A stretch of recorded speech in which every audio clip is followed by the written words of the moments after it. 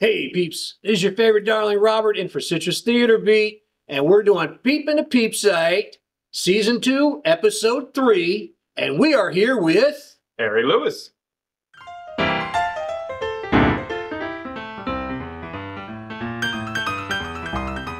Hey Harry, it's great to have you here. I mean, we need to talk about a lot of things. We're going to talk about your upcoming shows, what's going on with Lewis and Young Entertainment, a raise for me because, hey, who's your favorite darling, right?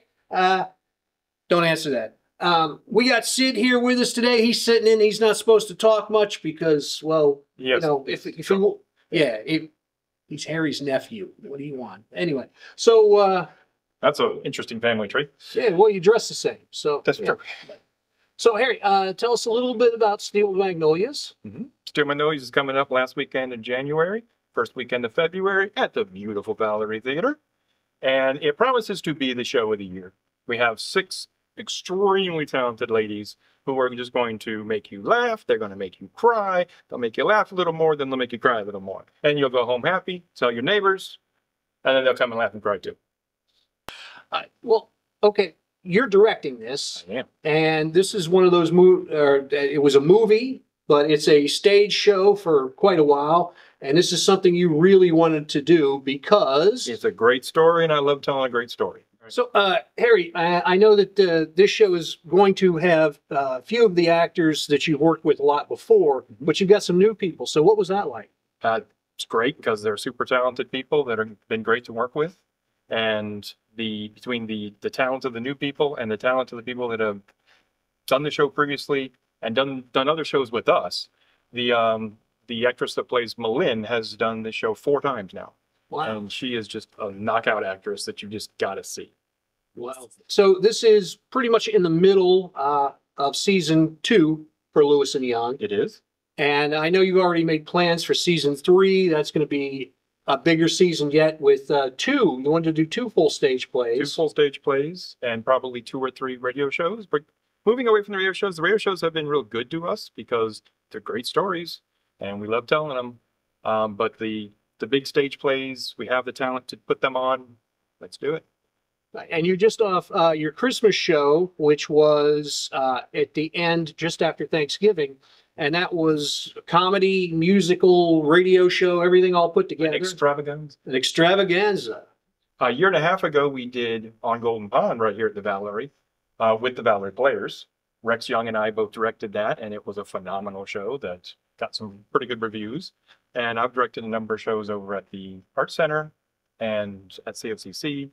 So stage plays is something I've done before. I look forward to getting back into it. All right. Well, I know the radio shows have been good to you, and but the last one you did, you mentioned the On Golden Pond, that actually got an encore performance, didn't it? It did. Okay, so that's in January, end of January, beginning of February. That's the Steel Magnolias, and then there's one more show in your season, which is the Easter on the Airways. Sure. That's the one with, I think you're going to like have hot bunnies or something on stage. There's a rumor. Yes. There's a rumor. There's a rumor about hot bunnies. Hot bunnies is going to be cool. Right. And Harry, tell us a little bit about you, the person. I was born and raised in Inverness, Florida. Love this little town. Always have. I was a driving force behind the Inverness Grand Prix, which was the only go-kart street race in the southeastern United States for 8 years running. What got you interested in theater in the first place? I mean, you come from an engineering background, so what made you think theater? Well, I actually started in role-playing back in the 80s. Wouldn't you say role-playing? This is a PG. Tabletop role-playing like Dungeons & Dragons. Oh, yeah, I got you. Right, and eventually went into live-action role-playing, or LARPing, at various conventions. And I wrote and ran a bunch of those, which is very theatrically based because you're playing characters in these games. Okay, let me summarize, folks. Nerd. Okay, please continue. And so after having gotten some experience in that, I transitioned into stage work at the Art Center. I was a technical director there for a number of years and on the board and directed some plays and learned a little bit more at CF's theatrical program. So, Harry, as the editor, I know you hear this question all the time asked to all our guests, but let me ask you, What would you say to somebody who's interested in theater, who might be interested in being on stage or working backstage or writing or something like that? What advice would you give to somebody either young or old that wants to get involved? The great advantage of small community theater is that there are plenty of opportunities for the community to get involved. So no matter what angle you want to get involved from, there's always an opportunity there to volunteer and make great art. The common saying in theater is go break a leg. I like to say make great art. Hey, folks, this is your favorite darling Robert, Citrus Theater Beat, Peeping a Peep Site. Season 2, Episode 3. We were here with our good buddy, Harry Lewis.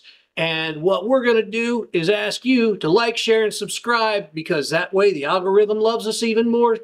So here's the thing. Make sure that you check out Rachel Vasquez on View from the Balcony so you know what's going on in local theater and entertainment every month. All right? Hey, Harry, thanks for being here, buddy. And you know what, folks? We'll save you a seat.